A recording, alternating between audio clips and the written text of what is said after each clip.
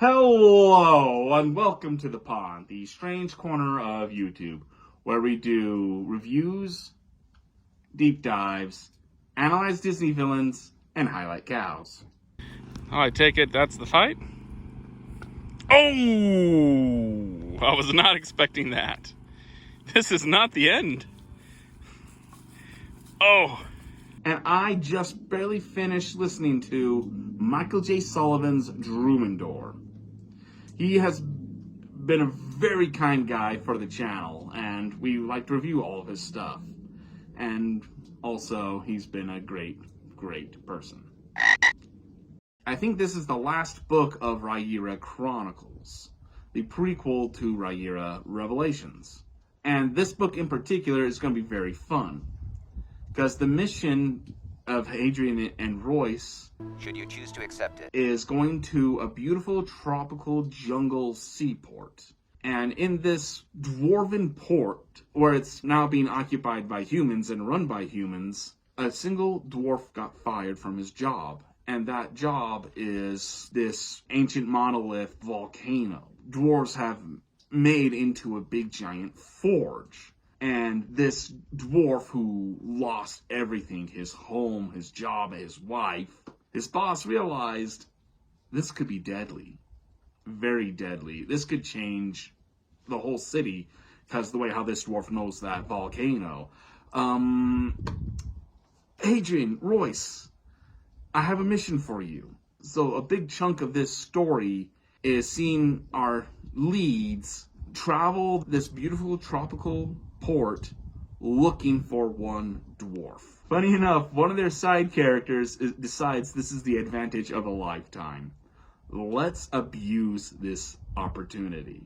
So this book isn't just Hadrian and Royce. So you're gonna see Gwen Delancey, Viscount Winslow, and the professor all on this beautiful resort. Yahoo! It's very entertaining, and I always like it when authors write their characters in a position where they're gonna have to relax, because these characters we've grown to know and love so much, and this being a later book in a series, so we know these characters a whole lot more.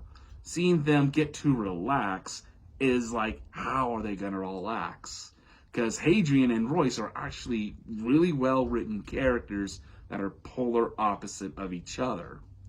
One is a soldier with carrying 3 swords who thinks the glass is half full, and he thinks there's hope for mankind, but yet at the same time he has this inner darkness he's fighting with, and he thinks the cure to counter this is alcohol.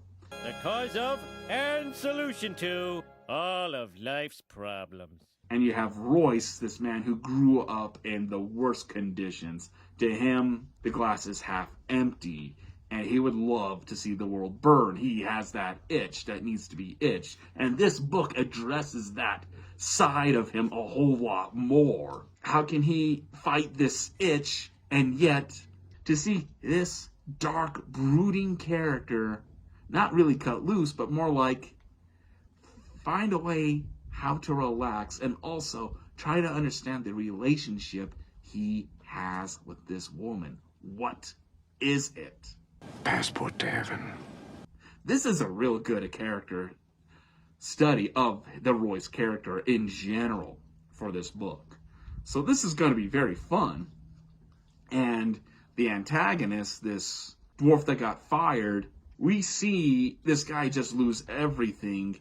And I love the fact that Sullivan holds on the real gem of this character, on why he's doing this. It's really good, and the fact he holds it tight until when the moment needs to be shown why the character is doing this, that was really well done. I liked it a whole lot, Sullivan. Good work. He's giving his fans what they want. Hadrian and Royce working together and talking together. Seeing these two interact with each other is too much fun. This book also has the linear story of all of Rhaenyra Chronicles coming to an end, so mysteries are going to be solved and renewed. This guy is playing a bigger game. It looks like there's going to be another series in the making, and this book is kind of jumping that off, but at the same time, he's trying to finish this as well. There's a lot of stories throughout all of his works that he's wrapping into a bow with this one book.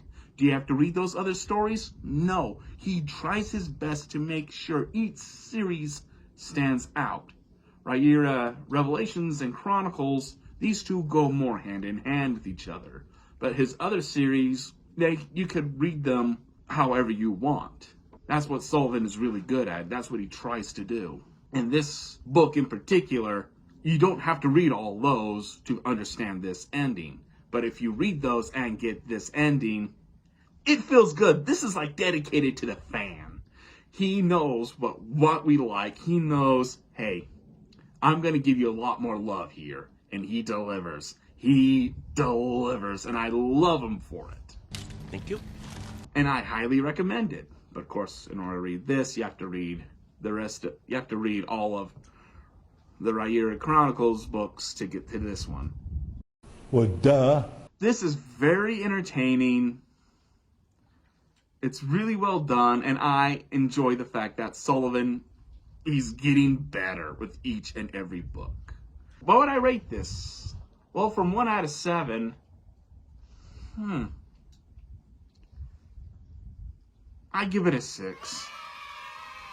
And I've done my best to restrain my Michael J Sullivan listening marathon. I haven't done it for a few years now.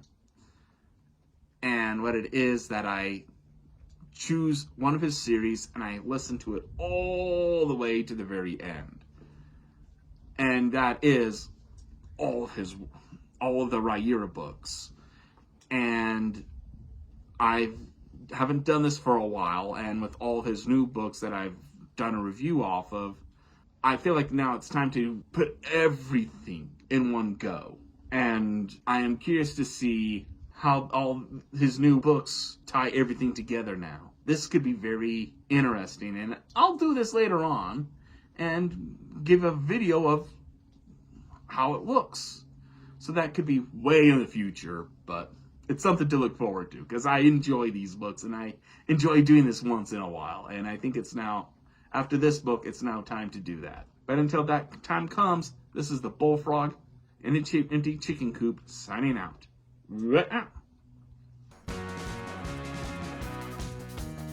One of these days, these chickens are going to come, and a turkey's going to be among them. I can't wait to get to them.